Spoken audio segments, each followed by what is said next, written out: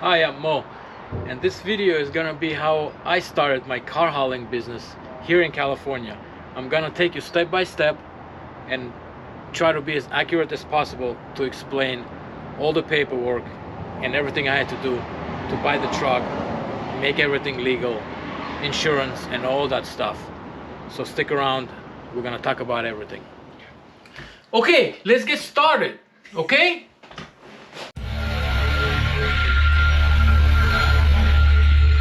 Alright, so first you have to decide what you want to name your company, and then you need to figure out whether you want to be an LLC, S Corp, DBA, or self-proprietor. You should do some research on it to figure out what's best for you. Everybody is different. We went with an LLC, then we switched over to an S Corp, and I had LegalZoom do it all for me. So it was a lot easier with all the paperwork. I think it cost me about $1,000. I'm not sure. I'm pretty sure it was about $1,000 is what we paid. All right. So the next thing, you have to register with FMCSA. You go online. It's real easy. You get a DOT number. That's how you get your DOT number going. Let's see. Okay, let's get into the FMCSA registration. FMCSA, Federal Motor Carrier Safety Administration. Now you go click on that. About FMCSA regulations, registration. Okay, so we go down to apply for a new DOT number and authority. Click on that. New applicant, so we'll click on that. Next. Okay, we're gonna skip this, hit next. Okay, now it tells you what you need to have. Required information. Here are a few things and documents you will need to available in order to complete your application. Okay. Okay, employer identification number, EIN, or social security number. So you have to have that set up already. Dun and Bradstreet number, if available. You don't have to have that. I didn't have it when I did this. I do now. Company officers with titles. So you just gotta put your name on there pretty much, and what your title is. If you have a S Corp, you just put president, or whatever your title is. Okay, so have all that ready. Next, financial responsibility notice. For those applicants that are required to file financial responsibility, please ensure that evidence of financial responsibility is electronically filed with FMCSA. This is pretty much your insurance. So without your insurance, you will not. You can get your numbers, but they won't be active until you get your insurance. But you'll still have your authority. So next, designation of process agent notice. Okay, that's your BOC3. We're gonna talk about that later too. You just pretty much gotta register an agent here. So now next, and they'll provide you with an agent. So okay, assurance of active USDOT number notice. Applicants may not engage in operations without registration and an active DOT number. A DOT number becomes active only after registration has been granted by the FMCSA. Registration will not be granted without financial responsibility and process agent filing when required. Okay, so that's what I said earlier. You have to have your insurance for it to be active. So next. Okay, certification of oath signature notice. Okay. The application, certification, and oath contained in this registration system must be signed by an authorized official. The system will only accept signatures from the following. So pretty much you just have to sign it. If you're the owner of the company, or you're the president or partner, you just have to sign it. Depends on how you formed your business. Okay. Any individual with power of attorney too.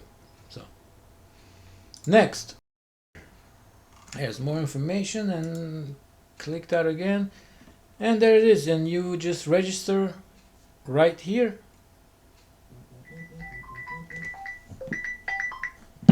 Phone is ringing. All right, so that's that right there. Okay, so moving on. So next, if your company is based out of California, you're gonna want to get your CA number.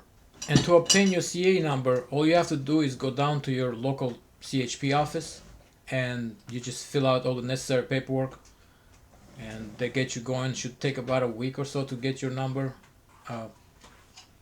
So after that, you want to also apply for motor carrier permit in California.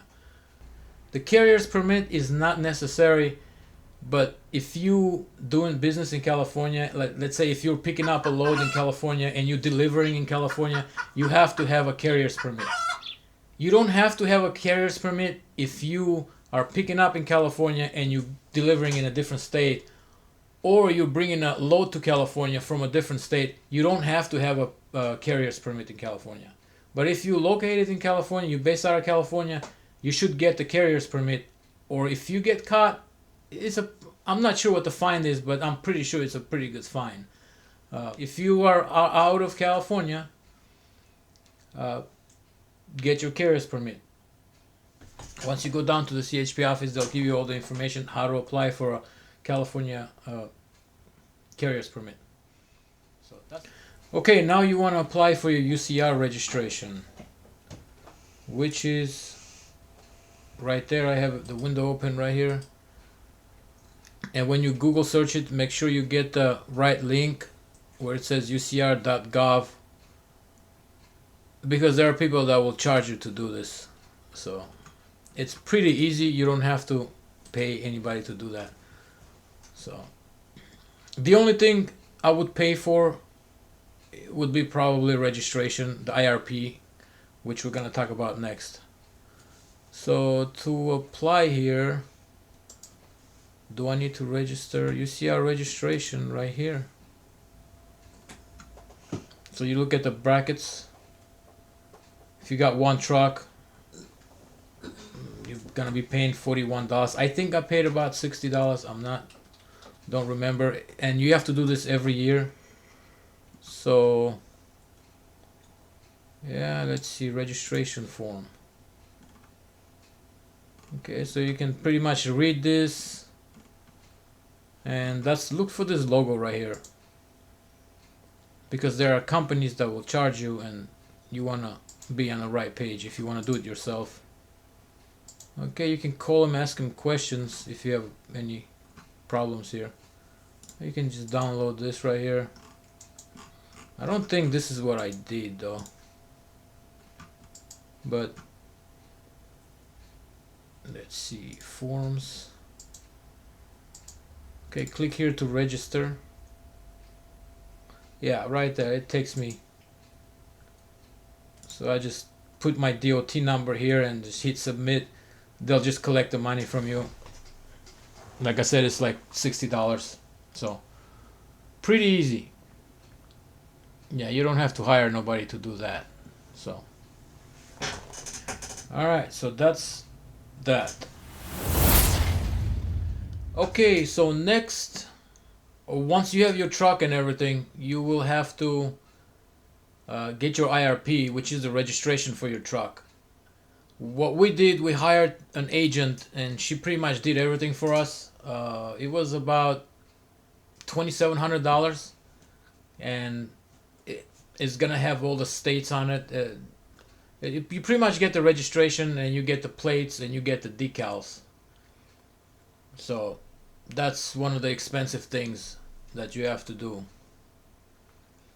So you get that next day. If you hire an agent, you'll get that registration next day. You'll get your plates, you'll get your stickers, you'll be ready to go. So whatever their fees, the registration itself is, I'm pretty sure it was $2,700 for 48 states.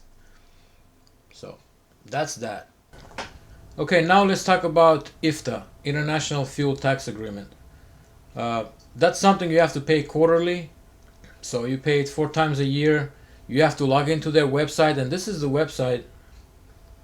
So you go in Google. Of course, my phone is ringing. Okay, so with that, you go on their website. Just go on Google and type CDTFA. Okay, once you type that in, you'll have that thing pop up. Now I'm in California, so I think this might be different, for another state, but okay, so you go ahead and click on that. Now I'm not gonna register because I'm already registered, so I'm gonna click login. So this is something that you have to do every 3 months, and usually I pay about $500-600 quarterly for that, whatever miles I drive in each state. So each state, whatever you drive, whatever miles you drive, you're paying a tax for it. Now that depending how much you fuel, you pretty much put your numbers in, and let's see. So that's my information. I'm gonna blur it all out, so you're not gonna see that. Now this is gonna be the same for you.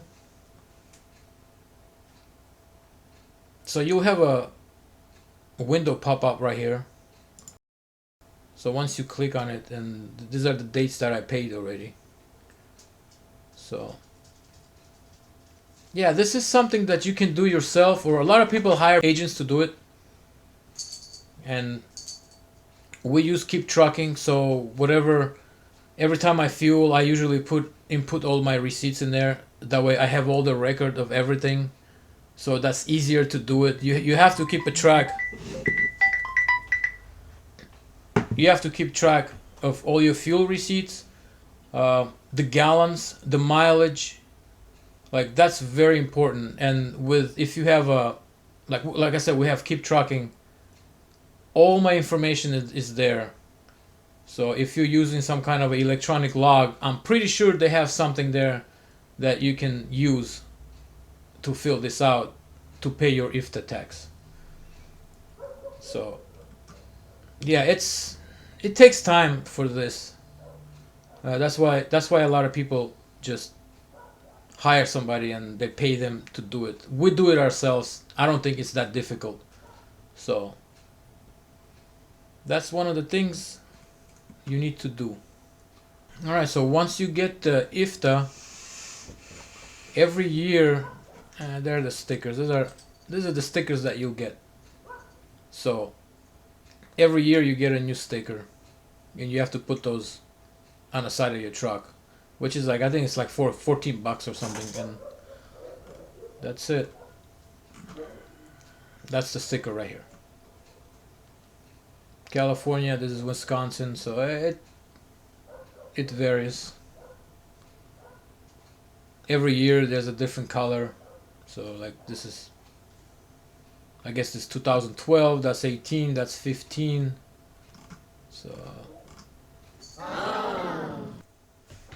alright, if you start a trucking company and operate a vehicle that weighs over 55,000 pounds, you will be a subject to heavy vehicle tax, according to the International Revenue Services, IRS.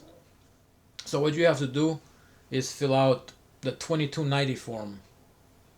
And that form you have to fill out every year. Let's see if I can show you that form. But you have to fill that out every year. When you fill that out, you have to put the gross weight of your truck on that paperwork, and it'll tell you how much you have to pay. Anything under 55,000 pounds, you don't have to pay anything. So if your vehicle, if you have a regular semi truck, like a reefer or whatever, you will be paying, I think it's about $500 plus. It's $550 or something, uh, for an 80,000 pound vehicle. So that's not hard to do. You can go to IRS and do it, or you can get online and fill this out. We used an agent a couple of times, and other times I did it myself. So it's up to you. They don't charge much to do it.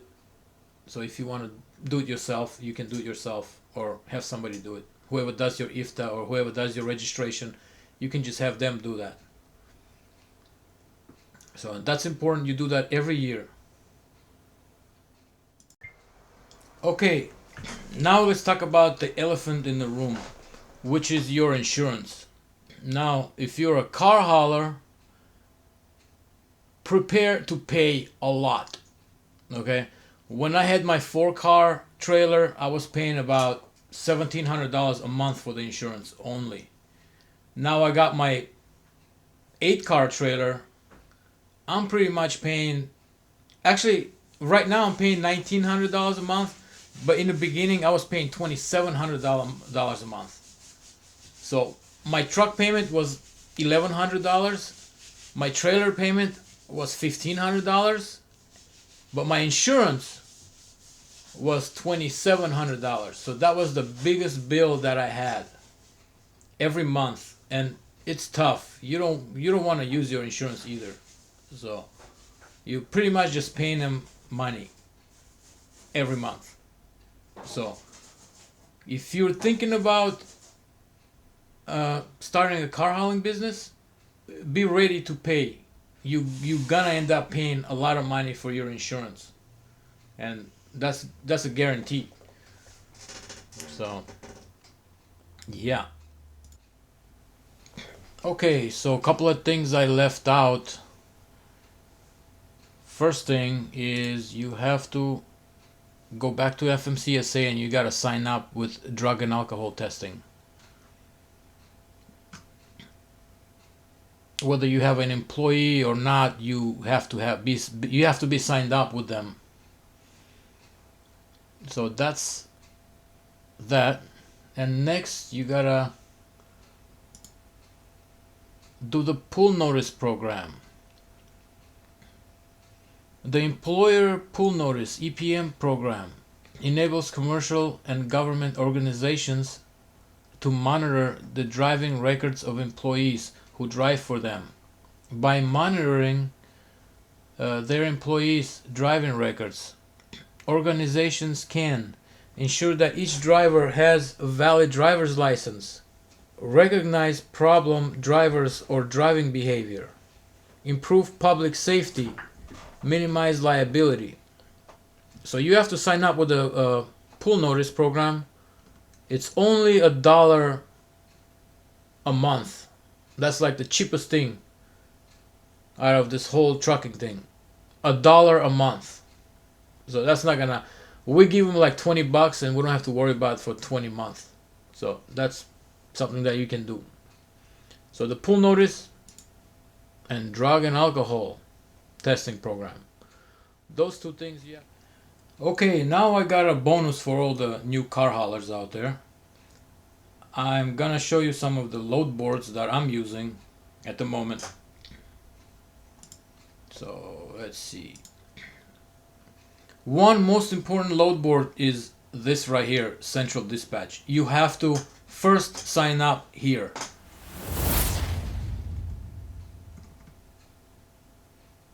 Because a lot of those other load boards, they won't even accept you unless you're on this thing and you have good reviews on it. So first thing you do, if you're a car hauler, you sign up with this Central Dispatch. So that's number one. At first, it's gonna be hard for you to get loads. It's just gonna be hard because nobody's gonna want to work with you. You don't have a DOT number. I mean, you have a DOT number, but you don't. It hasn't been long enough. So it's a brand new authority. They know it's a new company, so nobody will give you any loads pretty much in the beginning. But you just have to look, and there will be people that will give you loads. So don't worry about that. You'll get loads. You won't get paid good for them, but you will get a load. Just little by little, you will have to start right there. Then make sure your reviews are good on this. And then, let's see, you got central dispatch, number one, a must. Then you got one dispatch, another load board you can use later on. You got cars arrive. Let's see, dispatch. It's just pretty much, I'm not gonna go in details. Then you got metro, which is a service. Then you got ship.cars. There's their load board right here. You can pretty much put in what state you want to go, you know, all the information, and you can just get in there. Yeah, that's something you'll have to learn on your own.